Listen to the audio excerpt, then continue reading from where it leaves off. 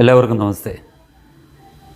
എന്തോ ഒരു ബഹളമായിരുന്നു നമ്മുടെ നാട്ടിൽ. കുറേ പ്രതിപക്ഷ പാർട്ടികളും അല്ലാതെ കുറേ വിദ്വാന്മാരും.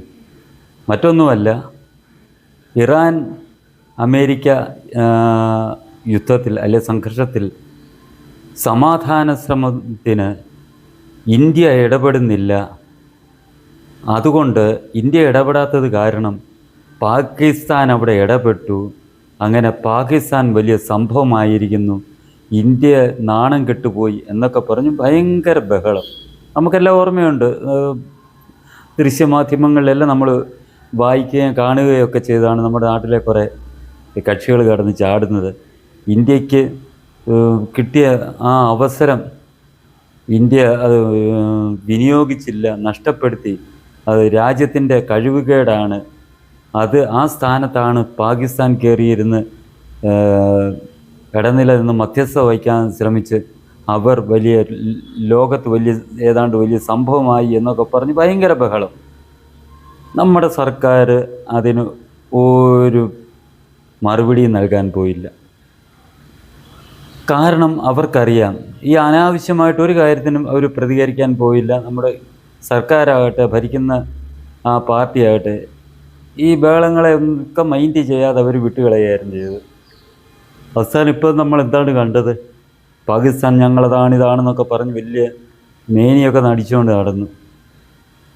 എന്താണ് സംഭവിച്ചത്? പാകിസ്ഥാൻ്റെ ശ്രമത്തിന് അല്ലെങ്കിൽ ഒന്ന് രണ്ട് വെടിനിർത്തലോ താൽക്കാലിക വിരാമമോ ഒക്കെ നടത്തി അവരിപ്പോൾ ഞങ്ങളിപ്പം ഈ അന്തിമ ഘട്ടത്തിലേക്ക് പോകുന്നു ഈ സമാധാന ശ്രമങ്ങൾക്ക് എന്നൊക്കെ പറഞ്ഞൊരു പ്രതീതി ഉണ്ടാക്കി അവരങ്ങോട്ട് പോകുന്നു, ഇവരിങ്ങോട്ട് വരുന്നു, രണ്ടുപേരും കൂടെ വേറൊരിടത്തോട്ട് പോകുന്നു. എന്ത് പുകിലായിരുന്നു നടന്നത്. അപ്പോഴത്തെ അതിനിടയ്ക്ക് പാകിസ്ഥാൻ കയറി ഈ വാല് പൊക്കി കാണിക്കുന്നു, കണ്ടോ ഞങ്ങളാരാണെന്ന് നിങ്ങൾ കണ്ടോ എന്ന് ഇന്ത്യയെ കാണിക്കാൻ വേണ്ടിയൊക്കെ ഒരുപാട് അഭ്യാസങ്ങളൊക്കെ ചെയ്തു. ഇതൊന്നും കണ്ടിട്ട് ഇന്ത്യ മൈൻഡ് ചെയ്യാൻ പോയില്ല. ഇന്ത്യയുടെ പക്വതയാർന്ന നേതൃത്വം മൈൻഡ് ചെയ്യാൻ പോയില്ല. ഇപ്പോൾ എന്താണ് ഈ സംഭവം? പണ്ടത്തേൻ്റെ പിന്നത്തേതായിട്ട് സാഹചര്യം മാറിയിരിക്കുന്നു. രണ്ട് കൂട്ടരെയും കാര്യം നമുക്കറിയാം. ഇറാൻ്റെ കാര്യവും അറിയാം, അമേരിക്കയുടെ കാര്യവും അറിയാം. ഇറാനിൽ അവർ അണുകിട വിട്ടുകൊടുക്കുന്നില്ല. കാരണം അവർ പറയുന്നത് അവരുടെ രാജ്യത്തിൻ്റെ കാര്യം അവർ തീരുമാനിച്ചുകൊള്ളാം എന്നാണ് അവർ പറയുന്നത്. ട്രംപ് എന്തുവാണ്? ഇതുപോലൊരു ഭ്രാന്തൻ. വട്ടുപിടിച്ചാൽ ഇങ്ങനെയും വട്ടുപിടിക്കുമെന്ന് നമ്മൾ ചോദിക്കും. അതേപോലൊരു വിദ്വാനാണ് ട്രംപ്. അയാൾ വേറൊരു തരക്കാരൻ.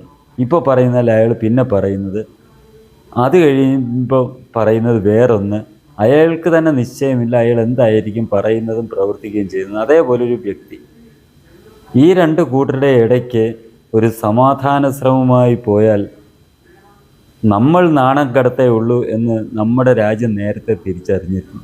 നമ്മുടെ രാജ്യത്തിൻ്റെ നേതൃത്വം നേരത്തെ തിരിച്ചറിഞ്ഞതുകൊണ്ട് നമ്മളതിൽ ഇടപെടാൻ പോയില്ല. ഇടപെട്ടാൽ നാണക്കേടുണ്ടാകും എന്ന് നമ്മുടെ രാജ്യ നേതൃത്വത്തിന് നന്നായി അറിയാമായിരുന്നു.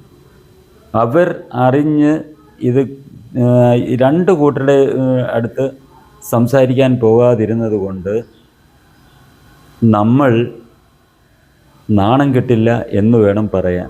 കാരണം ഇപ്പോഴത്തെ ആ സാഹചര്യം ആയിരിക്കും നമ്മൾ ഇടപെട്ടാലും സംഭവിക്കുക. അങ്ങനെയുള്ളപ്പോൾ നമ്മുടെ അവസ്ഥ ഇപ്പോൾ പാകിസ്ഥാൻ അനുഭവിക്കുന്നത് പോലെ തന്നെയായിരുന്നേനെ എന്നുള്ള കാര്യം നമ്മൾക്ക് അതിനകത്ത് ഒരു സംശയവുമില്ല. അന്നേരം ഈ പറയുന്ന പ്രതിപക്ഷ വിദ്വാൻമാരെന്തോ ചെയ്യുന്നു? പ്രത്യേകിച്ച് രാഹുൽ ഗാന്ധിയെ കൂട്ടുള്ള അവന്മാർ എങ്ങനെയും ഇന്ത്യയെ തകർക്കണം എന്ന് പറഞ്ഞ് നടക്കുന്ന ഒരു വിദ്വാനാണ്.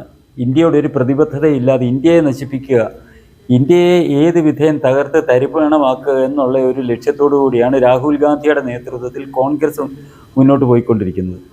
അങ്ങനെയുള്ള രാഹുൽ ഗാന്ധിയൊക്കെ എന്ത് പറയുമായിരുന്നു എന്ന് നമുക്ക് ഇപ്പോഴേ ചിന്തിക്കാവുന്നതേ ഉള്ളൂ. ഇപ്പം ഇന്ത്യയെ നേരത്തെ ഇന്ത്യയെ കുറ്റപ്പെടുത്തിക്കൊണ്ടിരുന്ന രീതിയിലായിരിക്കത്തില്ല ഇപ്പോഴത്തെ സാഹചര്യത്തിൽ രാഹുൽ ഗാന്ധിയൊക്കെ എടുക്കുന്ന നിലപാട്. അത് തന്നെയാണ് നമ്മൾ ഒരു രാജ്യത്തിൻ്റെ നേതൃത്വത്തിനെ വിലയിരുത്തുമ്പോൾ നമ്മൾ സ്വീകരിക്കേണ്ട ആ ഒരു മാനദണ്ഡം, നേരത്തെ നമ്മൾക്ക് കാര്യങ്ങളെല്ലാം നമ്മൾ പഠിച്ചതുകൊണ്ട് നമ്മുടെ രാജ്യത്തിൻ്റെ നേതൃത്വം എല്ലാ കാര്യങ്ങളും വിലയിരുത്തുകയും പഠിക്കുകയും ചെയ്തതുകൊണ്ട് അവർക്കത് നന്നേ ബോധ്യമായി തങ്ങൾ ഇടപെട്ടാൽ ഈ ഒരു കാര്യം എങ്ങും എത്താൻ പോകുന്നില്ല, നമ്മുടെ രാജ്യം തന്നെ നാണക്കെടുത്തതേ ഉള്ളൂ, അതുകൊണ്ട് ഇതിനകത്തിൽ ഇടപെടുകയില്ല എന്ന് നമ്മുടെ രാജ്യത്തിൻ്റെ നേതൃത്വം തീരുമാനിച്ചത് ശരിയായ നിലപാട് തന്നെയായിരുന്നു എന്ന് വെളിവാക്കുന്നതാണ് ഇപ്പോൾ സംഭവിച്ചുകൊണ്ടിരിക്കുന്നത്. അതേപോലെ തന്നെ ഇതിനിടയ്ക്കൊരു വാർത്ത വന്ന് നമ്മൾ അറിഞ്ഞാണ്, റഷ്യയും യുക്രൈനും തമ്മിലുള്ള യുദ്ധത്തിൽ ഇന്ത്യയുടെ ഒറ്റ ഒരു ഇടപെടൽ കൊണ്ട് മാത്രമാണ് റഷ്യ യുക്രൈനെ നശിപ്പിക്കാതിരുന്നത് എന്നുള്ള കാര്യവും ഇപ്പം പുറത്തു വന്നു. അല്ലായിരുന്നു എന്നുണ്ടെങ്കിൽ പൂർണ്ണമായിട്ടും യുക്രൈൻ എന്ന് പറയുന്ന ആ രാജ്യത്തിന് നേരെ ആണവായുധമോ മറ്റോ പ്രയോഗിച്ച് അവരെ ഈ ഭൂമുഖത്ത് നിന്ന് തന്നെ ഇല്ലാതാക്കാൻ റഷ്യ തീരുമാനിച്ചതായിരുന്നെന്നാണ് പുറത്തു വരുന്ന റിപ്പോർട്ടുകൾ. ഇതിനെതിരെ ഇന്ത്യ, നമ്മുടെ പ്രധാനമന്ത്രി റഷ്യൻ പ്രസിഡന്റ് വ്ളാദിമിർ പുടിനെ വിളിച്ച് സംസാരിച്ച് അത് ചെയ്യാൻ പാടില്ല എന്നുള്ള കർശനമായ ഒരു നിലപാട്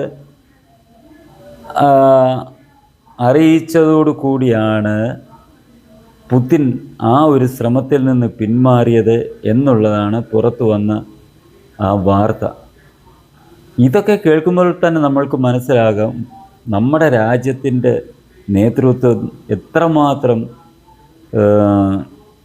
ശരിയായ രീതിയിലാണ് ഓരോ കാര്യങ്ങളിലും നിലപാടുകൾ സ്വീകരിക്കുന്നത് എന്നുള്ളത്.